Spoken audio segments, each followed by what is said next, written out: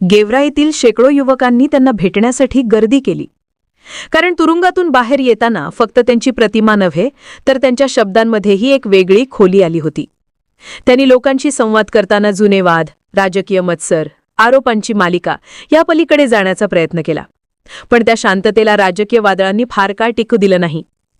नगर परिषद निवडणुकीत पवारांनी पुन्हा एकदा संघटित शक्ती दाखवली आणि गीता भागवत यांच्या उमेदवारीमुळे बाळराजांच्या राजकीय पुनर्निर्मितीचा मार्ग अधिक व्यापक झाला. मात्र पंडित कुटुंब आणि त्यांचे समर्थक या निवडणुकीला प्रतिष्ठेचे युद्ध मानत होते. गेवराईत रस्तोरस्ती, चौकाचौकात पवार विरुद्ध पंडित हा मुद्दा परत रंगू लागला. राजकारणाच्या नावाखाली दोन्ही बाजूंनी आपापल्या समर्थकांना एकत्र आणणे, जुन्या आठवणी जाग्या करणे, केलेल्या कामांवरून श्रेय मिळवण्याची स्पर्धा आणि दोन्ही कुटुंबांच्या सामाजिक वर्चस्वाचा मुद्दा लोकांच्या चर्चेत भडकू लागला. त्यात जे पंडित यांच्या मुलाने गीता भागवत यांच्याबद्दल केलेल्या कथित टिप्पणीने संपूर्ण वातावरण पेट घेतले. या घटनेनंतर गेवराईत काही काळ तणाव, धुसफूस, गटागटांमध्ये पसरलेला राग आणि लोकांच्या गप्पांच्या ठिकाणी बाळराजे परत त्या जुल्या तडाख्यात येणार का हा प्रश्न सतत विचारला जात होता. पण वस्तुस्थिती अशी होती की बाळराजे पवार आता त्या तरुण वयाच्या उग्र शैलीत नव्हते. त्यांनी तुरुंगातील वर्षांनी त्यांना संयम, नियंत्रण आणि व्यासंग दिला होता. तरीही राजकारणात उभं राहण्यासाठी ज्या धडाडीची गरज असते ती धडाडी त्यांच्या व्यक्तिमत्वात कायमच होते. प्रशासकीय अधिकाऱ्यांनी शांततेसाठी उपाययोजना केल्या तरीही राजकीय तापमान कमी होईना. काही लोक म्हणत होते की पंडित कुटुंबाला पवारांच्या पुनरागमनाचा खरा भीतीदायक अर्थ लक्षात आला आहे. कारण बाळराजांनी पुन्हा सक्रिय झालं तर गेवराईतील सत्ताकारणात एक नवीनच लाट उठू शकते. दुसरीकडे पवार समर्थकांमध्ये एक प्रकारची भावनिक ऊर्जा दिसत होती. त्यांना वाटत होतं की बाळराजे परत आले म्हणजे आता गेवराई पुन्हा आपलं होणार.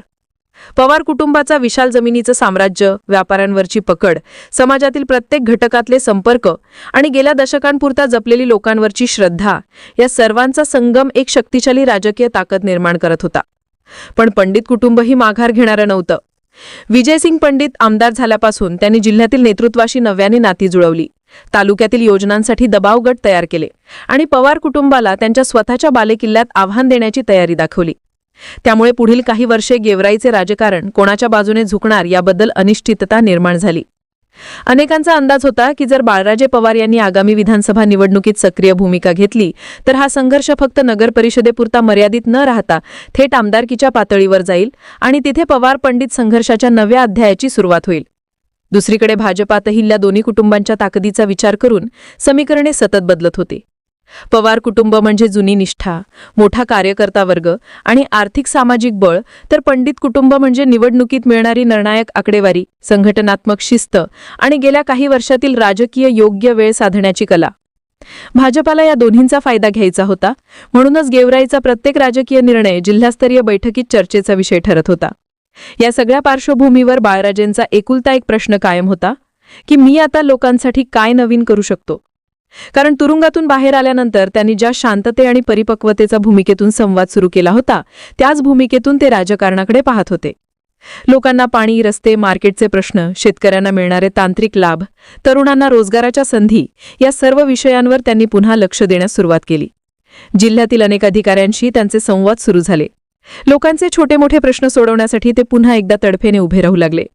अनेकांना वाटत होतं की बाळराजे पुन्हा एकदा गेवराईतील निर्णायक नेता म्हणून उदयास येत आहेत. या सगळ्यातून एक स्पष्ट गोष्ट समोर आली की गेवराईचे राजकारण जरी पवार आणि पंडित यांच्या संघर्षामुळे दोन ध्रुवांवर विभागलं असलं तर या संघर्षाचं केंद्रबिंदू बाळराजे हेच राहिले आहेत. त्यांच्या उपस्थितीनेच राजकीय वातावरण बदलतं, त्यांच्या शांततेने वातावरण निवळतं आणि त्यांच्या एका निर्णयाने संपूर्ण तालुक्याचे समीकरण बदलण्याची क्षमता आजही आहे.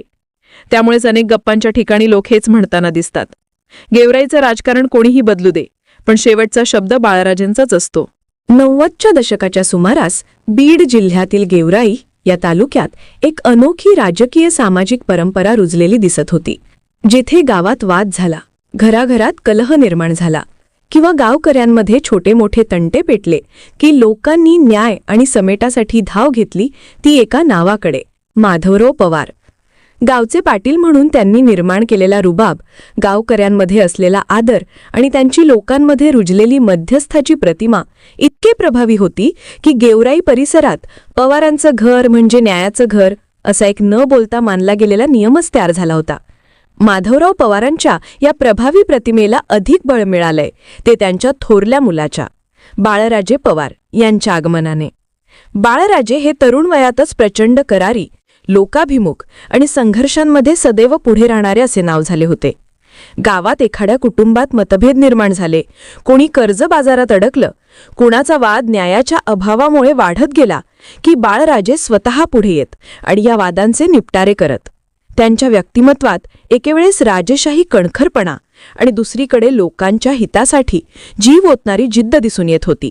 त्यामुळेच बाळराजे नाव जसजसे पुढे येऊ लागले तसतसा पवार कुटुंबाचा प्रभाव केवळ गेवराईपुरता न राहता संपूर्ण तालुक्यात विस्तारू लागला. पण याच प्रभावाच्या काळात एका घटनेने पवार कुटुंब आणि विशेषतः बाळराजे यांच्या आयुष्यातली दिशा कायमस्वरूपी बदलून टाकली. साल 2000 उजाडलं होतं आणि गेवराई किल्ल्यात घडलेल्या कैलास बोंद्रे हत्याकांडात बाळराजे पवार थेट आरोपी म्हणून सामील झाले. हे प्रकरण तडकाफडकी संपूर्ण जिल्ह्यात गाजू लागलं आणि उच्च न्यायालयापर्यंत पोहोचलेल्या या प्रकरणात कोर्टाने बाळराजे दोषी असल्याचा स्पष्ट करत त्यांना जन्मठेपेची शिक्षा सुनावली. त्या क्षणापासून पवार कुटुंबावर संकटांचे ढग जमा झाले. पण गेवराईच्या लोकांनी पवार कुटुंबाच्या प्रभावाला कधीही कमी होऊ दिलं नाही.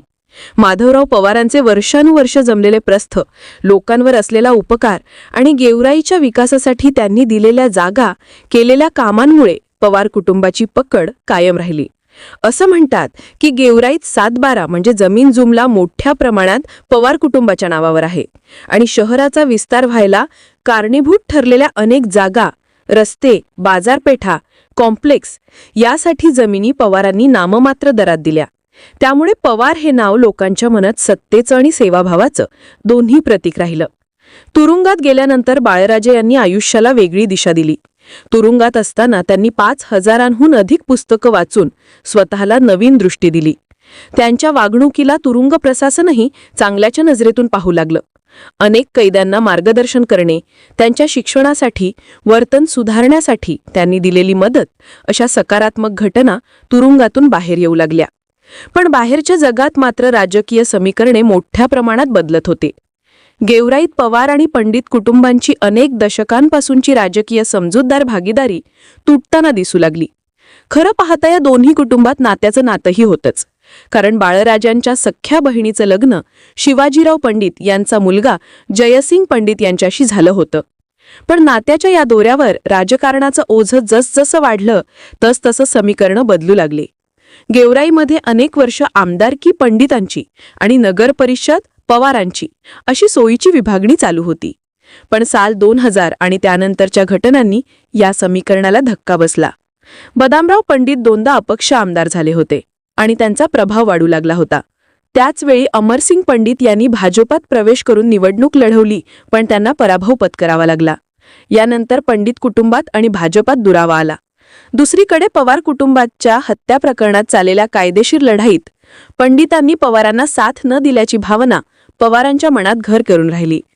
त्यामुळेच 2012 नंतर राजकारणाने पूर्णतः वेगळी दिशा धरली. या पार्श्वभूमीवर पवार कुटुंबाला एक नवीन राजकीय आधार मिळवण्याची गरज भासली आणि तेव्हा गोपीनाथ मुंडे यांनी हा पर्याय पाहिला.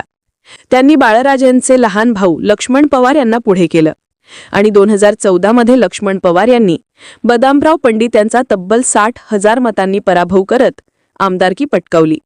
यानंतर पवार कुटुंबाची ताकद पुन्हा एकदा उफाळून आली.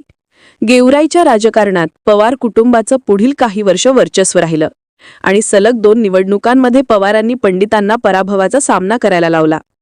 पण काळ बदलतो आणि परिस्थितीही. लक्ष्मण पवार यांनी अचानक भाजप विरोधी भूमिका घेतली आणि पक्षाचा राजीनामा देऊन निवृत्ती जाहीर केली.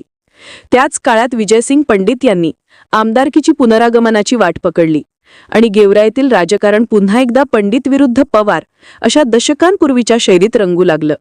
याच दरम्यान तुरुंगातून शिक्षा पूर्ण करून बाहेर आलेल्या बाळराजे पवार यांनी पुन्हा एकदा राजकीय रंगमंचावर पावलं ठेवली. त्यांनी भाजपात प्रवेश घेतला आणि गेवराई नगर परिषद निवडणुकीत सक्रिय झाले. त्यांच्या पत्नी गीता भागवत यांनी नगराध्यक्ष पदाची उमेदवारी घेतली. प्रचारादरम्यान पवार आणि पंडित समर्थक यांच्यात वारंवार तणाव, जोरजोरात चर्चा, भांडणे, आरोप प्रत्यारोप सुरू होते. पण खरा स्फोट झाला तो मतदानाच्या दिवशी. पवार समर्थकांच्या मते जे पंडितचा मुलगा गीता भागवत यांच्याविषयी अपमानास्पद शब्द वापरले आणि तिथूनच वाद पेटला. हा वाद थेट हाणामारीपर्यंत पोहोचला. दोन्ही कुटुंबातील नातेसंबंधाच्या दोऱ्या पूर्णपणे ताणल्या गेल्या आणि गेल्या 20 वर्षात पहिल्यांदाच गेवराईमध्ये वातावरण एवढं तापलेलं दिसलं. पोलिसांनी जयसिंग पंडित, पृथ्वी पंडित, शिवराज पवार, बाळराजे पवार यांच्यासह 30 जणांवर जमाव जमवणे, तोडफोड आणि गैरकायदेशीर कृत्यांचे गुन्हे दाखल केले. तरीही कोणत्याही बाजूने अधिकृत तक्रार न आल्याने नेमकं काय घडलं यावर स्पष्ट चित्र समोर आलेले नाही. पण या सगळ्या प्रकरणानंतर मात्र गेवराईचे राजकारण पुन्हा एकदा बाळराजे पवार या केंद्रबिंदूपाशी येऊन ठेपले. तुरुंगातील शिक्षा, राजकीय उतारचढाव, परिवारातील मतभेद, भाजपात घेतलेली एंट्री, पुन्हा एकदा संघटनेत निर्माण झालेली पकड आणि गेवराईतील दशकानोदशक चालत आलेले पवार विरुद्ध पंडित यांचे राजकीय युद्ध या सर्वांनी एक गोष्ट निश्चित करून दिली आहे की गेवराईचे राजकारण आजही एका व्यक्तीभोवती फिरते आणि ती व्यक्ती म्हणजे बाळराजे पवार. या व्यक्तिमत्वाचं आकर्षण, विवादांमधूनही न विझणारी लोकप्रियता आणि अनेक वर्षाचा गावकऱ्यांवरील दांडगा प्रभाव हे सर्व पाहता पुढील काही वर्ष गेवराईचे राजकारण पुन्हा एकदा त्यांच्या उपस्थितीतच आकार घेणार आहे. गेवराईचं राजकारण इतक्या दशकांपासून 2 घराण्यांच्या भोवती फिरत आलं असलं तरी पवार आणि पंडित कुटुंबातील संघर्षाचा खरा पाया हा केवळ राजकीय हितसंबंधांपुरता मर्यादित नसून नातेसंबंध, वर्चस्व, सामाजिक आधारस्तंभ आणि स्थानिक मतदारांवरील असलेल्या मानसिक पकडीपर्यंत पसरलेला आहे, ज्यामुळे या दोन्ही कुटुंबातील प्रत्येक घटना, प्रत्येक वाद, प्रत्येक निवडणूक आणि प्रत्येक सहकार्य हे राजकीय समीकरण बदलण्याची क्षमता बाळगून असतात. विशेषतः बाळराजे तुरुंगातून बाहेर आल्यानंतर गेवराईत निर्माण झालेलं नवीन वातावरण हे केवळ एका व्यक्तीच्या पुनरागमनामुळे राजकारण कसं बदलू शकतं याचं जिवंत उदाहरण ठरलं. तुरुंगवासातून बाहेर पडल्यावर त्यांनी स्वतःला पुन्हा लोकांसमोर उभं केलं. तेव्हा लोकांमध्ये एक वेगळंच कुतूहल निर्माण झालं. कारण गेल्या 20 वर्षात बाळराजे एकेकाळचे उग्र, आक्रमक, धडाडीचे तरुण नेते राहिले नव्हते, तर ते आता शांत, वाचनप्रिय, धैर्य आणि स्थैर्य यांचा समतोल राखणारे, आयुष्याची किंमत जाणून परत कामाला लागलेले नेते होते.